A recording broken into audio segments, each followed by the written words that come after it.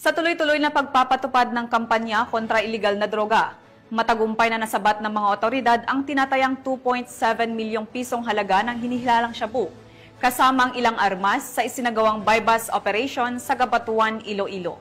Nakibalita dyan si Patrolwoman Lynette Sablon.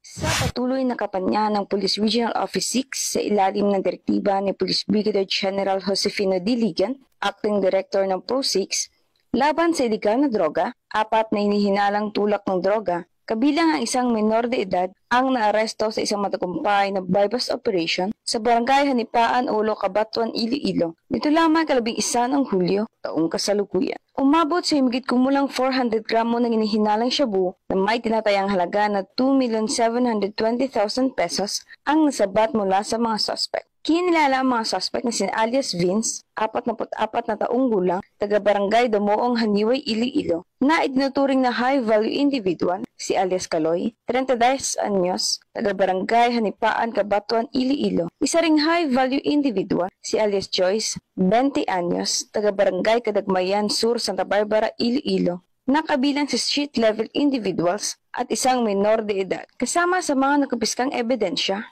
mula sa mga suspect, ang 32 heat-sealed plastic sachet na naglalaman ng puting kristal na pinaniwala ang shabu, buy-bust money at proceeds money, isang caliber 38 na baril, isang 12 gauge pistol type na baril, isang homemade 12 gauge shotgun, mga bala ng caliber 38 at 12 gauge at ibang pang-non-drug items. Ang operasyon is nagawa sa tulong ng pinagsanib na pwersa mula sa mga operatiba ng Regional Police Drug Enforcement Unit 6, PIDEG, SOOU6, PDEU Iloilo PPO, Cabatuan MPS at RMFB6. Kasalukuyang nasa kustudiyan ng pulisya ang mga suspect at sasampahan ng kasong paglabag sa RA 9165, ang Comprehensive Drugs Act of 2002 at RA 10591 o Comprehensive Firearms and Ammunition Regulation Act. Patuloy ang PNP sa kanilang walang humpay na kampanya kontra iligal na droga at kriminalidad upang masiguro ang isang ligtas at maayos na pamayanan para sa bawat Pilipino.